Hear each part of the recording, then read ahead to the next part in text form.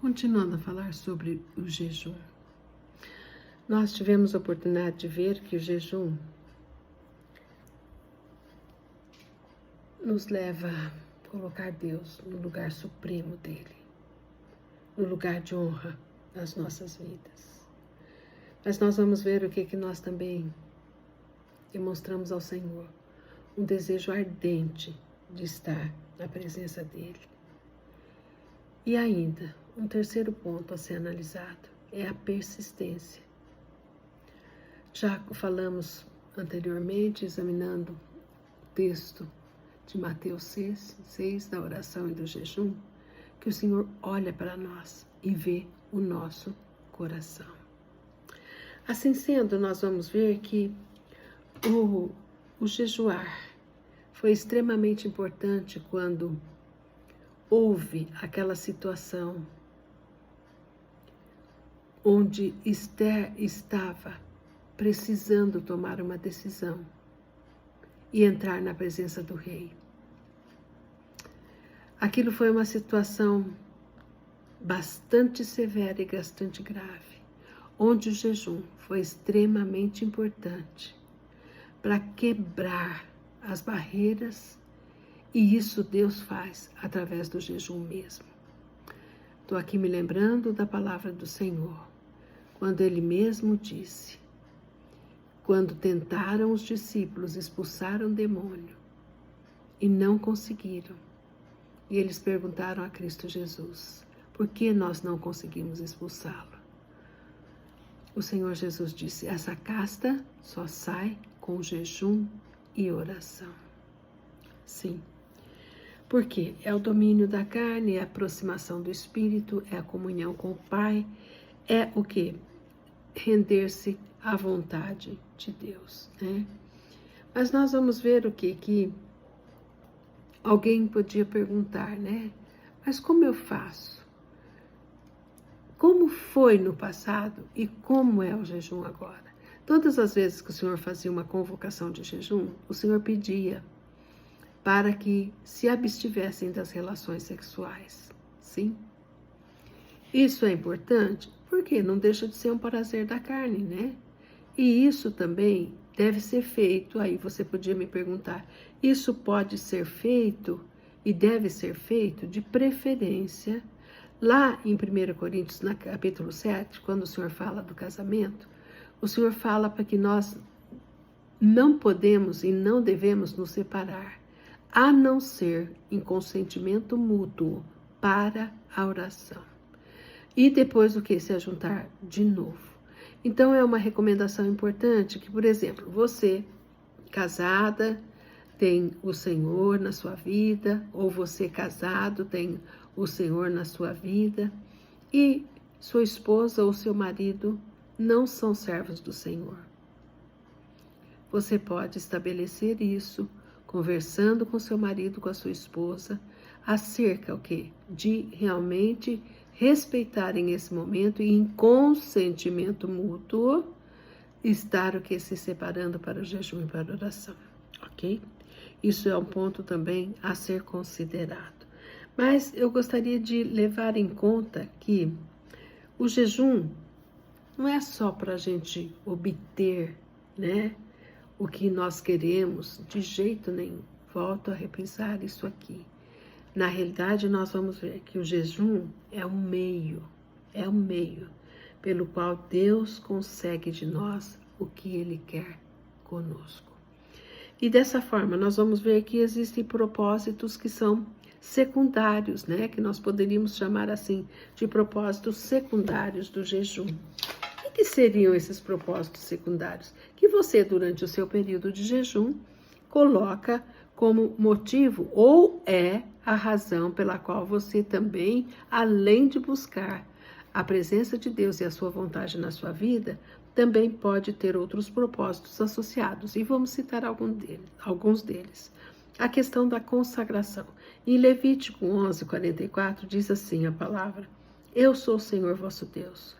Consagrai-vos e sede santos, porque eu sou santo. Então, aqui, quando uma pessoa quer se consagrar ao Senhor, que é se consagrar? Se separar, se dedicar, se santificar. E muitas vezes se vê tentada diante de um pecado que ela não cometeu. Ela precisa de consagração para vencer essa tentação. Isso ela pode obter através do quê? De um propósito secundário do jejum. Um outro propósito também importante é a questão do arrependimento. Os amados vão se lembrar de Davi, né? Quando ele pecou com Betseba. E o que aconteceu? Ela ficou grávida e o profeta Natã chegou diante de Davi e falou que realmente aquilo seria cobrado dele. O que Davi fez? Ele se humilhou. Ele se humilhou buscando a cura e a vida daquela criança. Mas o Senhor cumpriu a sua vontade, a vontade dele e não a de Davi. E quando, a palavra de Deus nos fala que quando a criança foi recolhida, a criança morreu, ele então se lavou, ele tomou banho, ele tirou as vestes de saco e cinza e ele comeu. Né? Então, o que nós vemos, amados? Que o propósito do jejum também pode ser uma confissão de pecados, de arrependimento. A palavra do Senhor nos diz assim, né? Lá em 1 Samuel, agora é um pecado cometido. Antes, na consagração, é um pecado que você estava tentando vencer e estava se sentindo tão tentado. Agora também uma outra prática do jejum é para a questão do arrependimento. A palavra de Deus em 1 Samuel 7,6 diz assim: congregaram-se em Mispá, tiraram água e a derramaram perante o Senhor, e jejuaram aquele dia, e ali disseram: pecamos contra o Senhor. E nós vamos ver o que isso foi uma prática de confissão de pecados, importante. E nós também, amados, devemos e podemos buscar ao Senhor em arrependimento de algo que nós fizemos, praticamos e que cometemos como pecado, ok? E nós vamos ver o que isso é humilhação e um propósito também diante do Senhor. E nós vamos ver em outras situações, quando existem situações de enfermidade. Nós vamos ver que no Salmo 35:13 diz assim: contudo, quando estavam enfermos, as minhas vestes eram de pano de saco e humilhava a minha alma com jejum. Ou seja, quando a minha oração não era respondida, continua o salmista. Então, diante de uma situação de enfermidade, o jejum pode ser um complemento secundário onde nós buscamos e ansiamos que a presença e a vontade de Deus se cumpra. Nós temos muitas experiências com o Desperta Débora com relação a isso.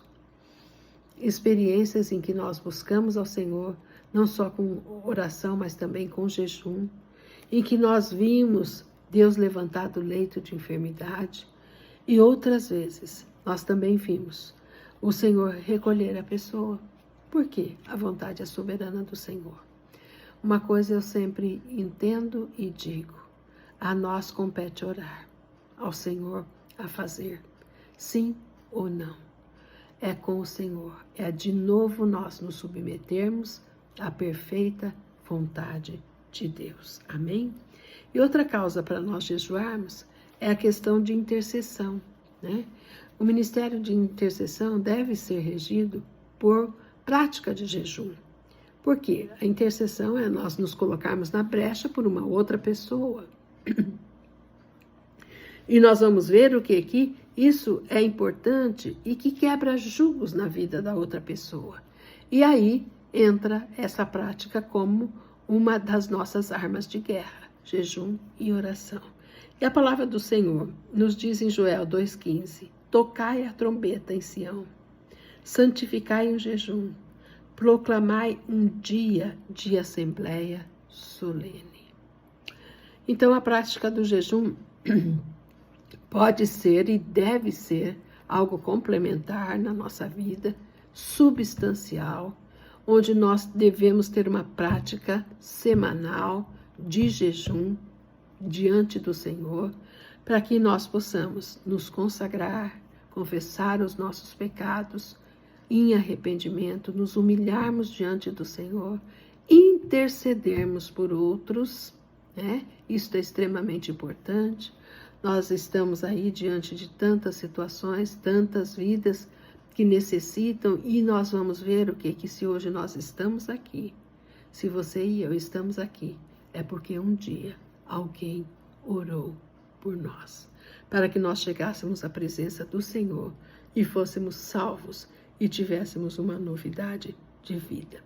Assim, quando nós vamos ver o que quando estamos aflitos, nós podemos orar e jejuar, nós vamos ver o que o Senhor se manifesta através também do nosso jejum e através da nossa oração. Volto a repetir, a importância de nós nos lembrarmos, né, que não estamos buscando a vontade nossa diante de Deus, mas buscamos a que Deus faça a vontade dele em nós. Que o jejum é um meio de Deus conseguir fazer em nós tudo aquilo que é o seu plano. Amém? Que o Senhor te abençoe e te guarde.